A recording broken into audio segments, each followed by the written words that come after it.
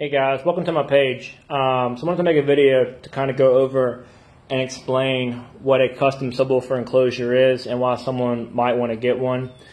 Because I believe there's people out there that are kind of in the know and kind of understand what a custom box is all about. But then others, they might come to the page, see something that I've pinned up or whatever, and be curious to why they might need or want a custom box and then what they're all about. So anyways, my name is Sean and I'm 34. I've been building boxes now for probably about 8 years or more. I got my first system when I was 17. I'm 34 now. And you know, about 7 or 8 years ago and stuff is when I really got serious into building.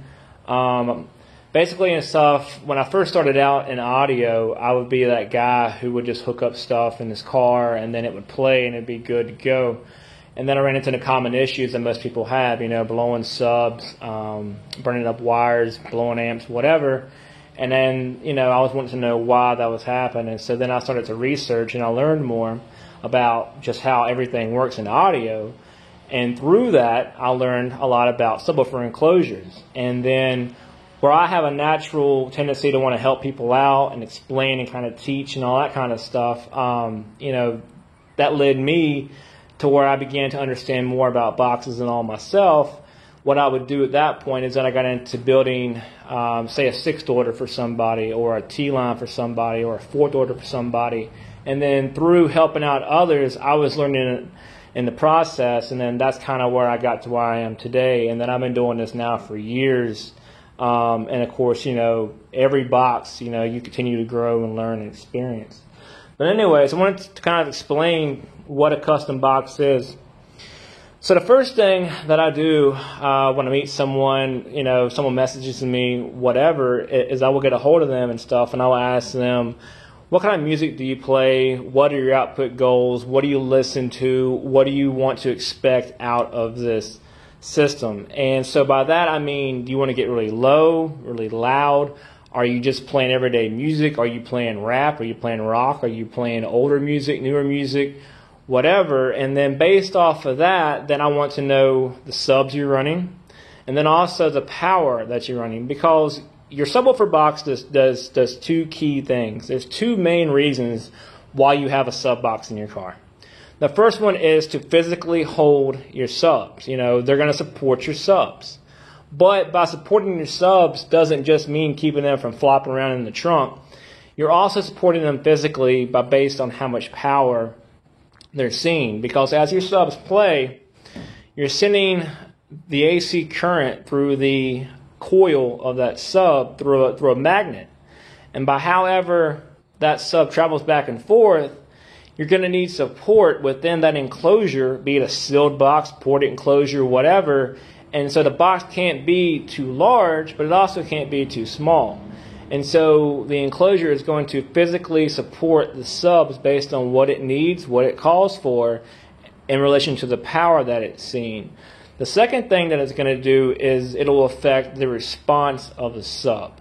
And that's going to come into primarily the tuning, which is going to affect just how low your sub's going to play, how high the sub's going to play, how it's going to transition between the upper frequencies to the lower frequencies. Is it going to peak in the middle and then really fall off in the lower parts, or is it going to be a smooth transition throughout?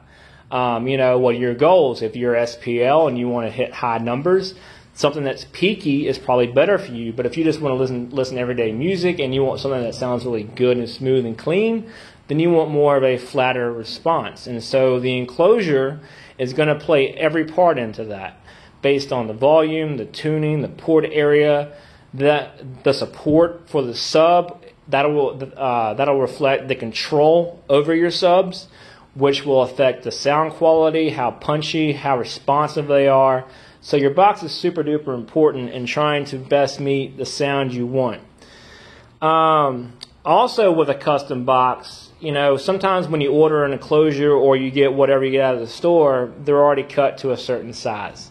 When I build the enclosure, I build it so that way it'll fit in your vehicle the way you want.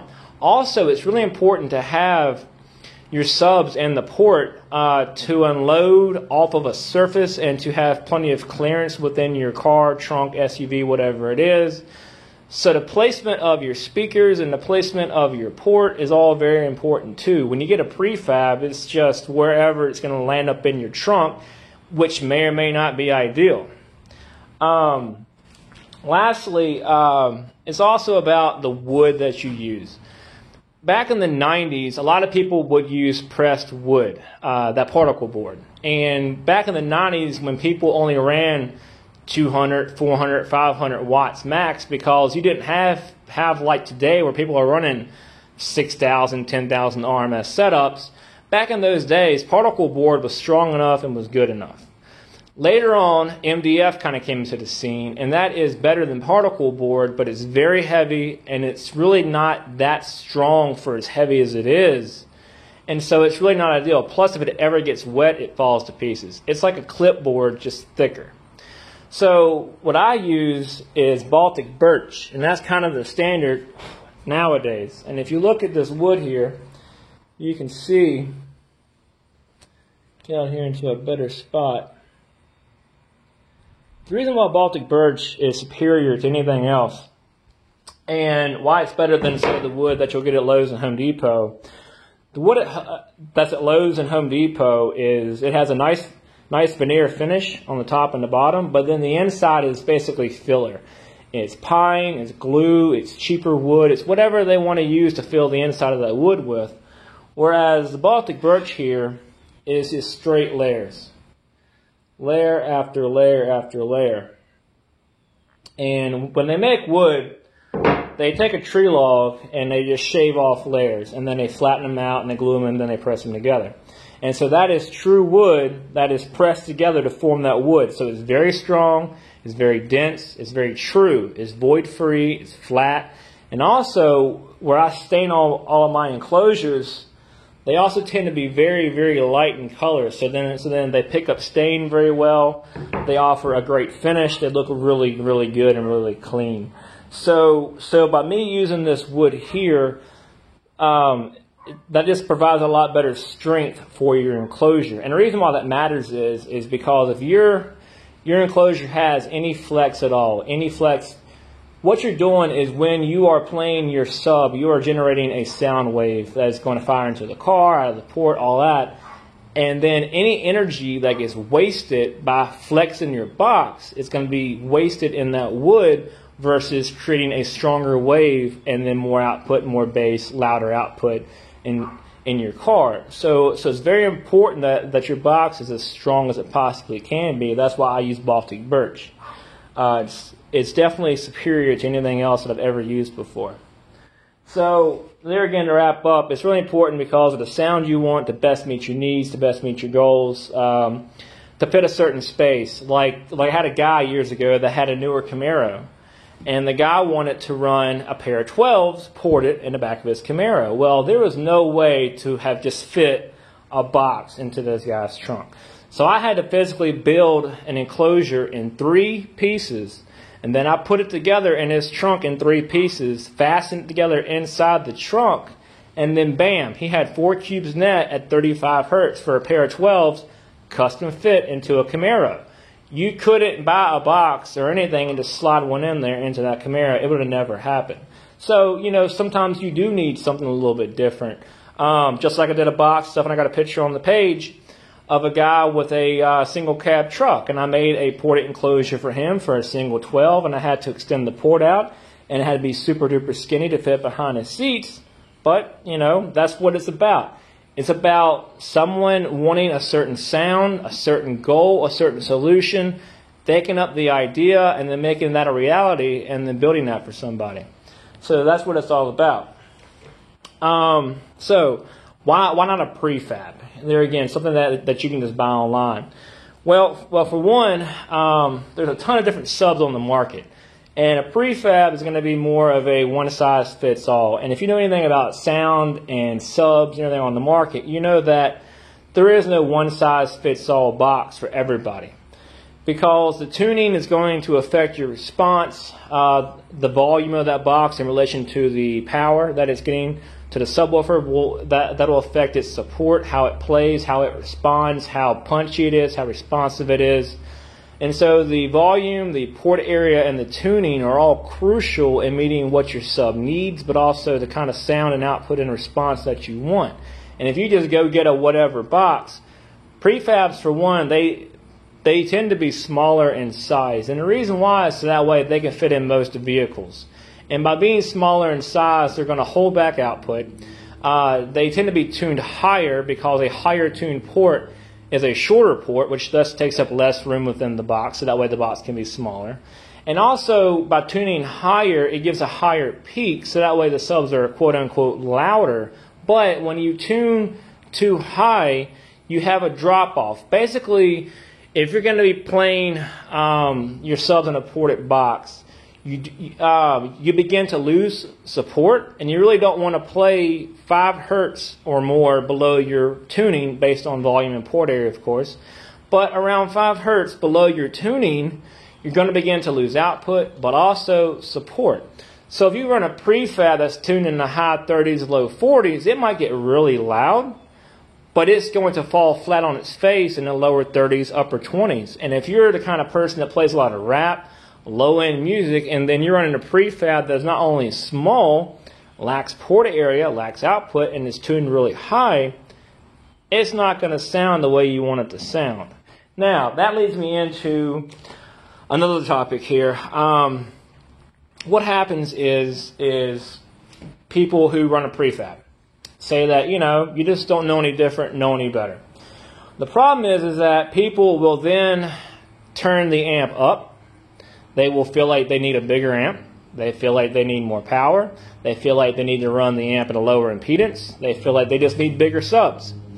And so then people will tend to overdrive their amplifiers in order to make up for the output and response the box isn't providing. And the thing to understand is that your enclosure provides a certain amount of response. And the response is the curve of the sound. Just how low it's going to get, how high it's going to get, how it's going to transition, how it's going to sound. Your box is going to sound how your box is going to sound. It don't matter how hard that you push your amp, how large of an amp you run, how much power you run, what subs you run. If the box has a certain response, and that response does not meet your needs, your output goals, the kind of sound you want, you can't change that. You can't. And so what happens is people will push their amps into distortion, which will sound louder to your ears, but in turn, that's what blows subs, that's what melts power wires, that's what melts speaker wires, that's what melts fuses. That's where people run into problems, and then they end up blowing stuff, they get upset, they get frustrated, they don't understand. And it's because you can't make your bass sound the way you want just by turning the amp up higher, by pushing stuff harder, by running a larger amp. The box that you run affects the sound and the output. That's the number one key. You can make a pair of cheap or a single whatever lower budget sub sound phenomenal in the right enclosure, in the right install. Whereas you can run a really high-end $1,000 sub in a really bad prefab box that doesn't meet your goals at all. And that $1,000 sub could sound worse than that budget sub in a really good install and really good budget. So the point is that if you're really serious about your sound, your bass, what you're trying to do, if you want to get the most out of what you're running, if you want to really have that sound turn heads, really just get to where you're trying to get to, the enclosure that you go with is super crucial and super important. And so that's what I do. That's my goal with the page. That's what I try to do for my area. That's why I do this. I love to cut wood and build things and be constructive, but I also like to help people out. I like to see a problem someone has and think of a solution to best meet their goals. And that's what it's all about. It's about helping other people. It's about you getting the most out of your equipment, out of your money, making the best use of what you have, because you might already have a setup in your car, and you might feel like that you need to go out and buy new subs and a new amp to get on that next level. It might just be your box. And it might be a whole lot cheaper to get a custom box built versus buying all new equipment. Because if you buy all that all new equipment and then you're running the same old prefab or something similar to it, it's not going to sound a lot different. It might be a little bit louder and it might look a little bit more impressive because of the brand you're running. But is it really going to sound the way you want it to sound? Probably not. So that is the goal and purpose of what I do. That is what I do. And so I wanted to try to get this video out there to kind of explain to people and get that common knowledge out there about what a custom enclosure is, why you might want one, why you might need one, and what they're all about.